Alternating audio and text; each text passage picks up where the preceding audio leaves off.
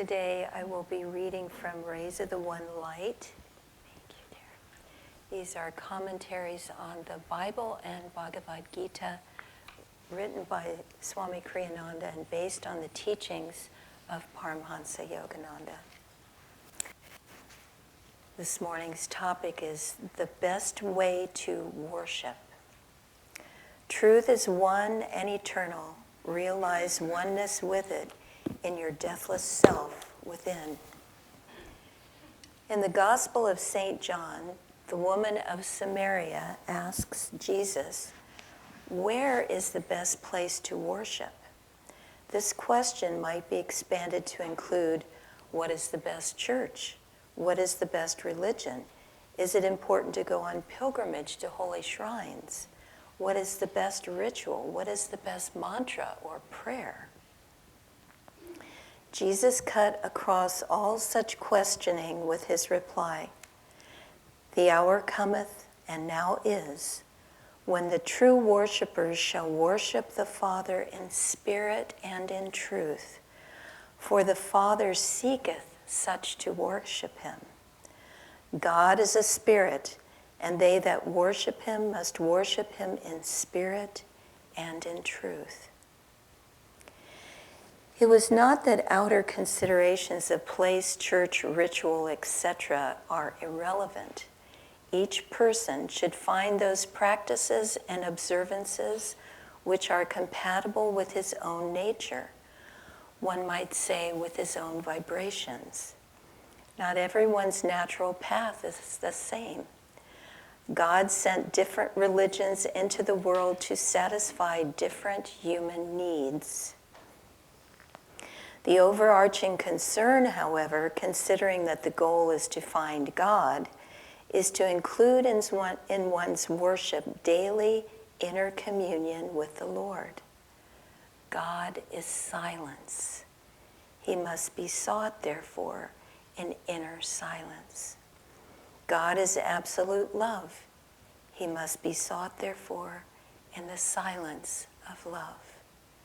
He must be sought, therefore, in spirit, which is immaterial. He must be sought above all in the expanding peace of deep meditation.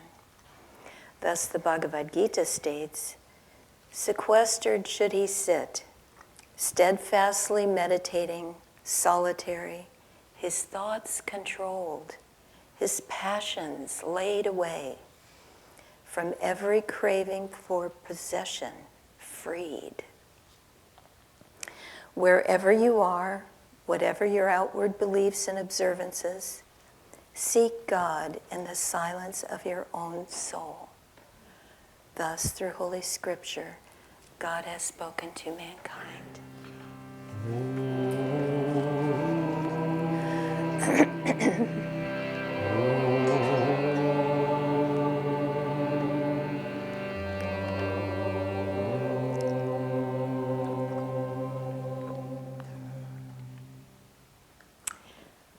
We advertised that Uma was going to be giving Sunday service today, and obviously she's not here. She got COVID along with many of us. I'm just recovering from COVID. I tested negative, no worries. But we were all at a series of meetings at Ananda Village, and about 20 people fell sick with COVID. So it was a super spreader up there. But fortunately, COVID, in my experience and opinion, is getting less and less and less and less. So it was mainly just a bad cold, but I definitely tested positive. It was one of those tests where it says, now you may just have a very faint line, and mine was like, bam! You got it, don't worry about it. So anyway, what is the best way to worship? I think the Festival of Light tells us the most complete answer when it says, "O Lord, with all my heart, all my mind, with all my soul, and with all my strength, I choose thy love. I choose only thee. And that could be the end of my sermon right there. But how do we do that? How do we choose God all the time in every situation? It's not so easy. But one of the ways that is important to remember is that the way that we choose God is that we choose to be happy. And happiness, how do we find that? How is that possible? I was reading a little quotation by St. Thomas Aquinas, and he was saying that happiness in this world can never be perfect. There's always something that keeps us from being perfectly happy. But the pursuit of happiness comes when we contemplate God, when we contemplate truth. We can never absorb all of truth. We can never completely, oh, I get God. Yeah, I'm totally, God and I are one. We're like this. We can never absorb all of God. We're just this little human being. We can, according to our teachings, but it's a process. So what St. Thomas was saying is we can contemplate that truth.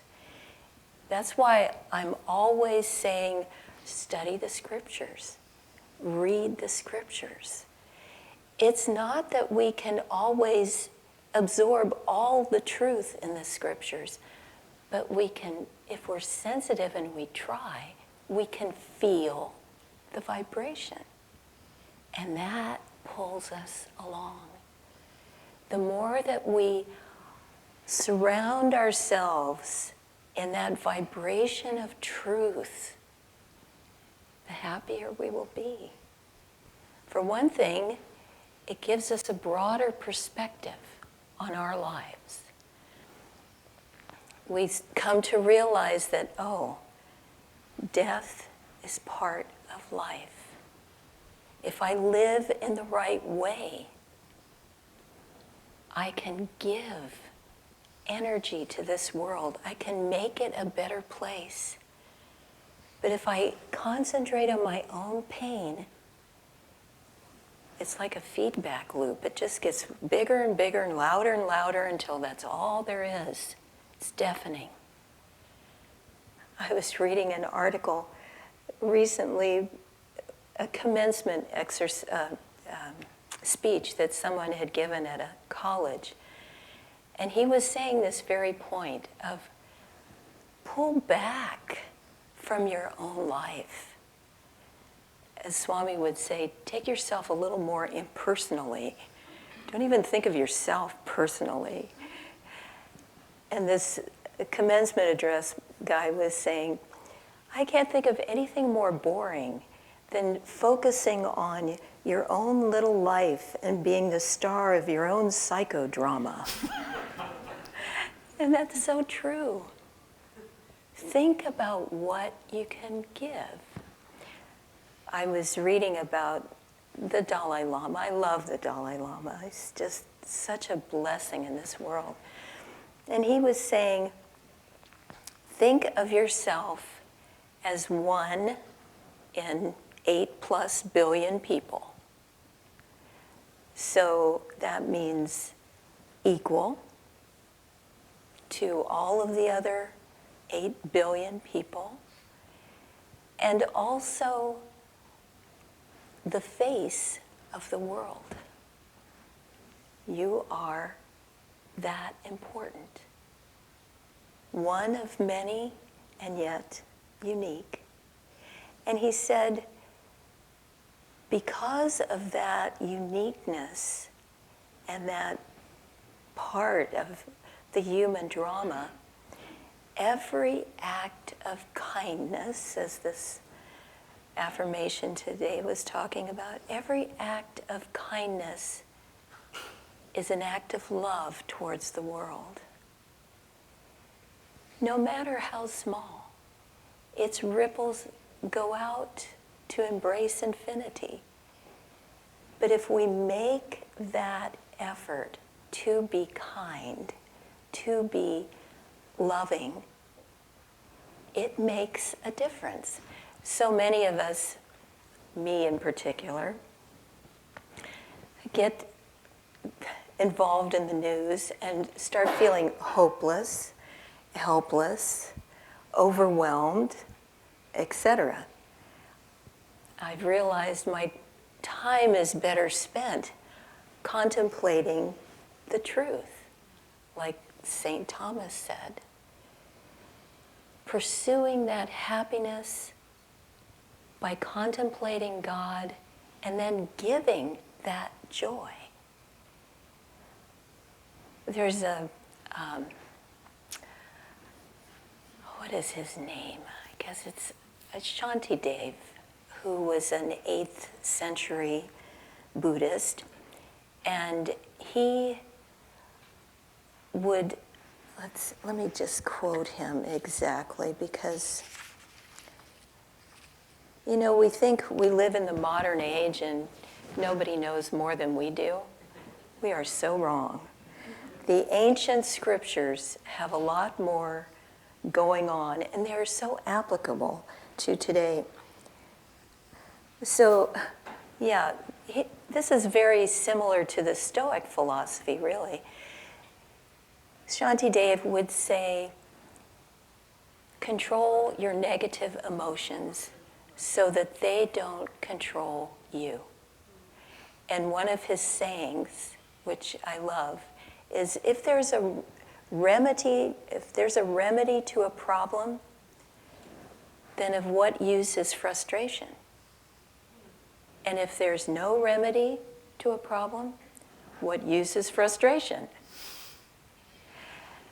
So if we can put our energies when we read the news and feel overwhelmed by climate change and all these species going extinct and on and on and on and on, if we put our energy into being positive, we create more and more solutions to our problems.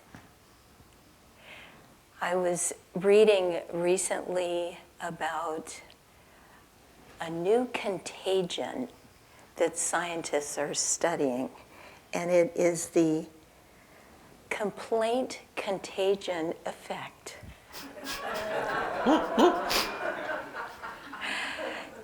And what they're studying is how complaining and being negative is a communicable disease.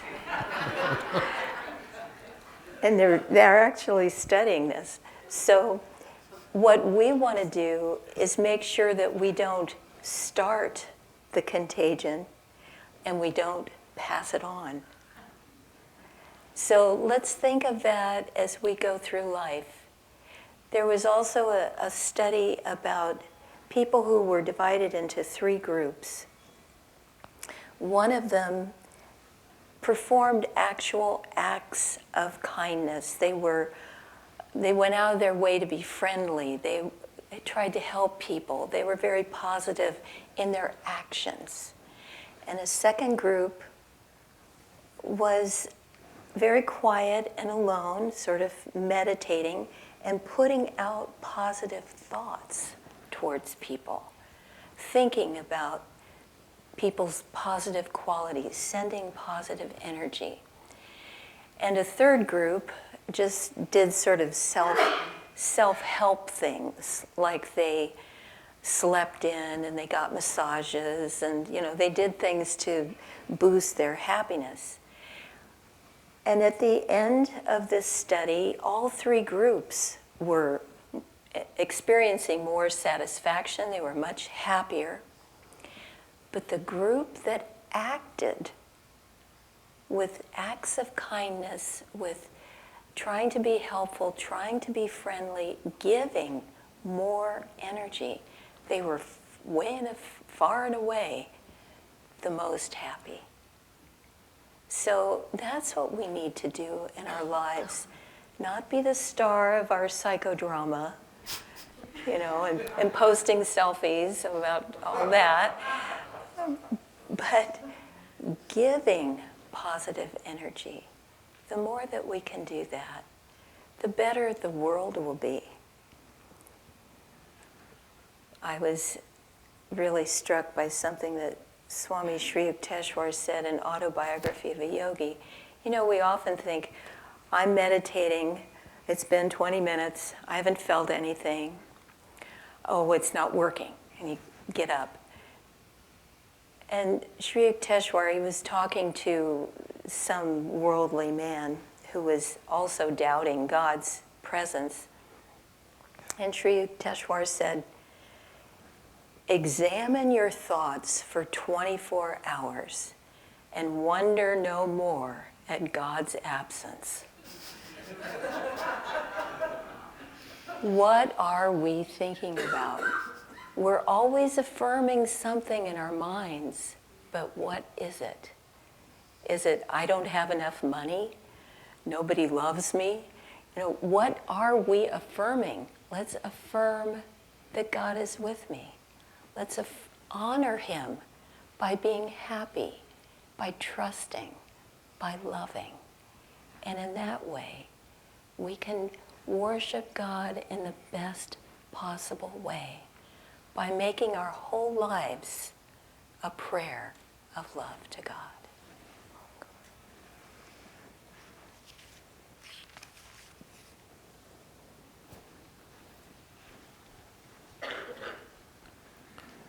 I'll segue on to something Nirmala was saying, because if I don't catch it at the beginning here, I'll forget about it and miss the chance.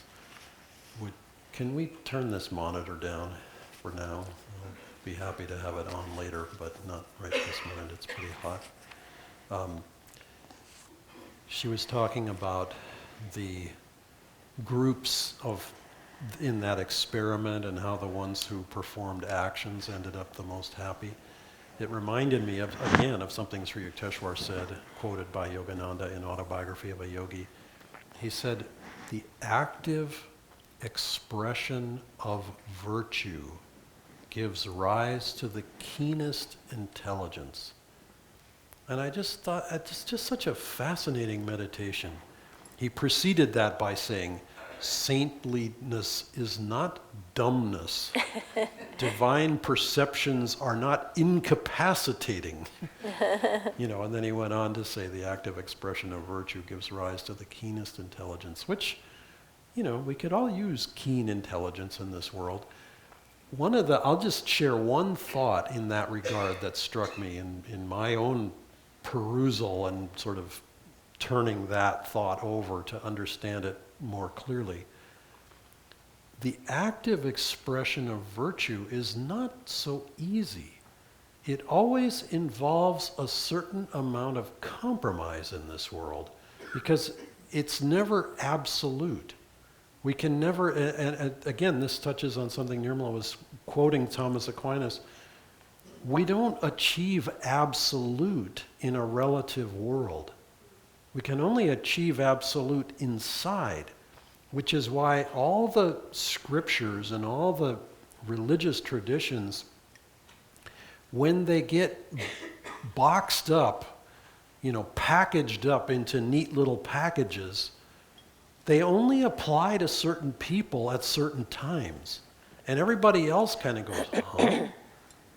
What? Why do you do that? Ooh, that's scary, or that doesn't feel right, or that's not for me. And but for the ones to whom that applies, it's like, this is exactly what I need. This is where I'm headed. This reading is, for me personally, one of the most inspiring in the 52 or 53 that we get in a year from Swami, because he's saying that it's always individual. There's no one size fits all. It's never just shut up and believe. It's like you have to take it to yourself. But for as individual as it is, there are universal principles. We don't just make it up as we go along. I don't know if any of you got fed Kafka and Sartre in high school like I did, crammed down our throats. I mean, it was just, it's like, why do we abuse high school students with this kind of stuff? Metamorphosis. Did anybody read Metamorphosis where you turn into a cockroach? I mean, it's just like, what? It's just, a guy gets up one fine morning, looks in the mirror, and he's a 6-foot-tall cockroach. I mean, it's like, what? What do you make of that? Where do you go with that? I mean, it's just completely bizarre. But anyway, that thought, Einstein develops the theory of relativity. You could say he discovered it. He awakened it in a sense, packaged it up in a way that a few scientists at least could understand. But then philosophy got in there and said, oh, well, isn't that interesting? Everything's relative.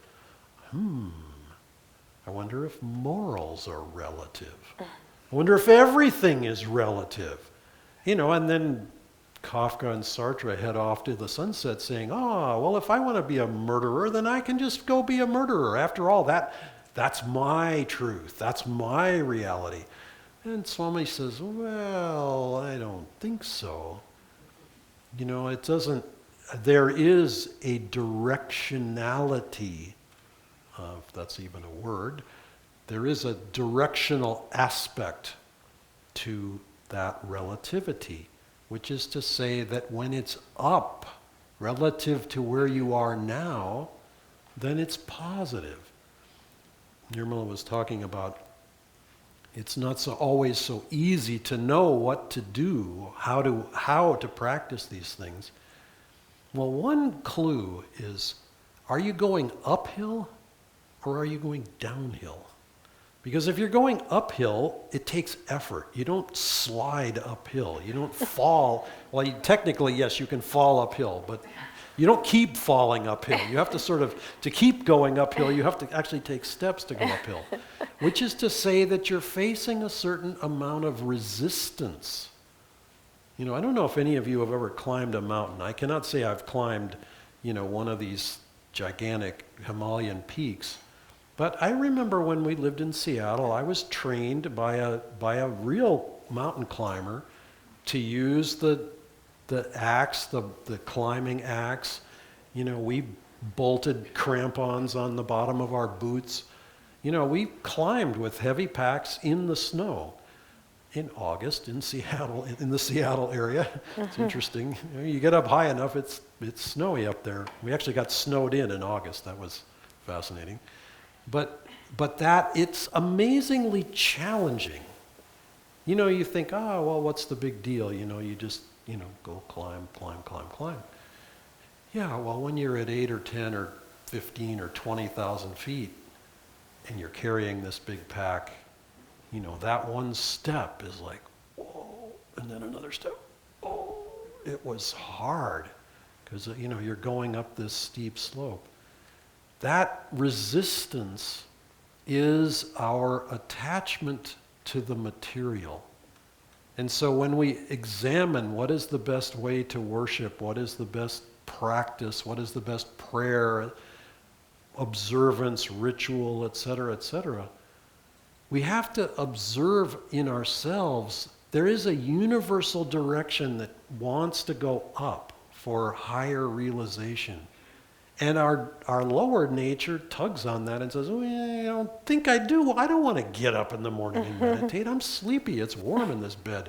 I'm all tucked in. I'm snuggled in. I'm not going anywhere. And, and you can try that. You can try that approach to realization and see how that works for you. Sleeping in. Sleeping in is a path to God. Let's see. That could be very popular. However, the effort to realize, the effort to apply, the effort, in the Bhagavad Gita reading today, sequestered should he sit, every passion laid away, quiet. It's like, well, how many of us struggle with that? Anybody ever struggle with laying away their passions, from every desire for possession freed? Anybody struggle with that one? Desire for possession? It's pretty common stuff. That's the resistance that's tugging us when we're going up the mountain, saying, this is hard. I think we should just stop right here and go back down. Well, the mountain still calls.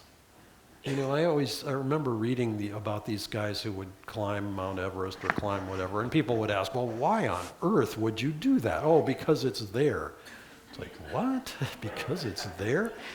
But, that's not a very elegant or eloquent way of expressing it, in my opinion, but there is a certain truth to it, because in a way what it's saying is, I have the potential to climb that mountain. Others have done it. And even if others haven't done that mountain, someone has the potential to actually do it. So I'm going to go ahead and try. I'm going to go ahead and do it. Well, the saints and the masters are that mountain. They have climbed that mountain. They became one with the mountain. And so they can they can offer us a gorgeous, a beautiful example and an encouragement to think, well, if they can do it, so can I. Many times over the years, Swami Kriya-yoga would say, look, if I can do this, you can too. Anyone can. It's not just, the masters on the altar, the saints. And we went to Russia once, and we were in a beautiful Russian Orthodox church. And I didn't know this, I didn't really have much exposure to the Orthodox tradition. And we went to this enormous picture. I want to say the picture was almost as tall as the ceiling in here, came down to eye level or waist level. And on it were depicted in these little icons. They were like the size of a postage stamp. There were 25,000 saints on that picture. It was like, whoa, who are these people? Just across centuries, millennia. And they had the wildest lives. I was like, unbelievable. One of them lived in the woods. This is in Siberia. Lived in the woods 3 years, kneeling on a stump in prayer. You got to get up early in the morning to kneel on a stump for 3 years through the winter in Siberia and pull that off and make it to the other side and not just turn into the stump. It's like, good grief. There was a woman saint who was born without eyes, and she could see. This is in the time of the communist era, and KGB agents would come to her for guidance. It was like she could see anything she wanted to see. She didn't need eyes. It's like, whoa. There are amazing, amazing examples. And it's easy for us to put them out at arm's length or even farther and say, well, okay, that's fine for them, but I don't know about me. I don't know that I could ever get there. But that's not enough. We do have that potential.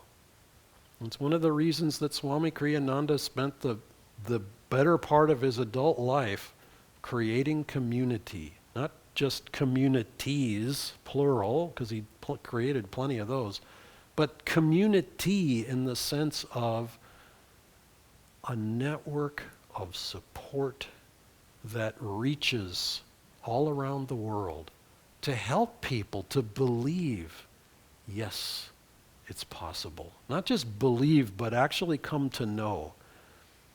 A few weeks ago, Devarshi was here, Nayaswami Devarshi was here from India and gave the Sunday service and was talking about how inspired he was. And I remember him saying this to me, getting on towards 40 years ago.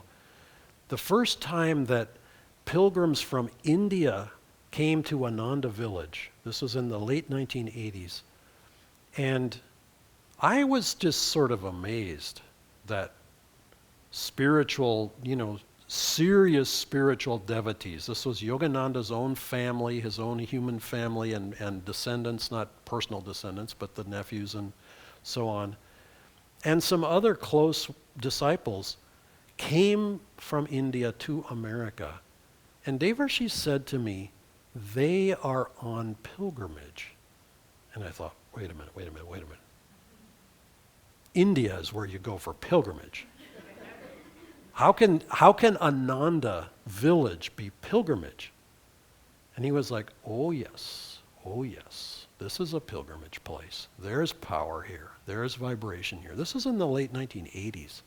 And for them it was, because they could feel Master there and they could experience a kind of, there was a Swami who came from India, Swami Shankarananda, I believe, and visited.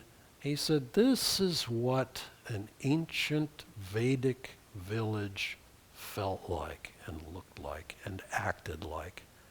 Because it's a village dedicated to the truth, dedicated to experiencing this, to living it.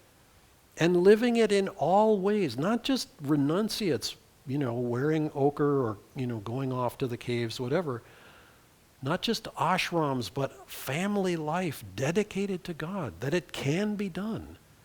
Even in India to this day, I don't know how many times we got the excuse, oh, well, I have a family.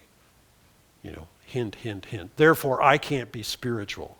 I have duties in the world, therefore I can't be spiritual. And I was like, no, guess again. We've been doing this for 50 years. You can do this too. All of us can do this too.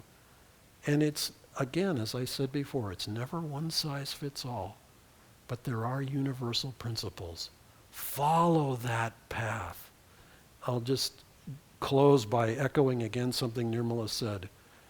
We are always worshiping something.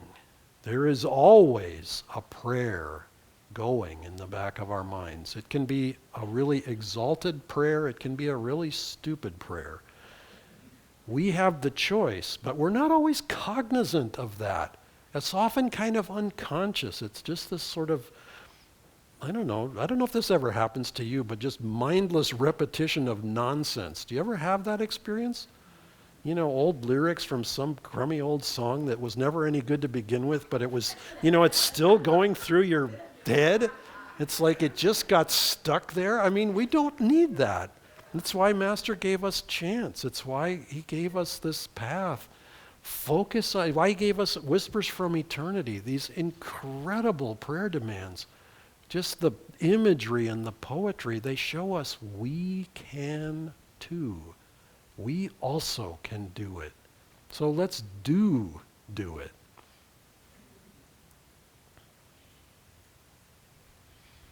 We'll take an offering now.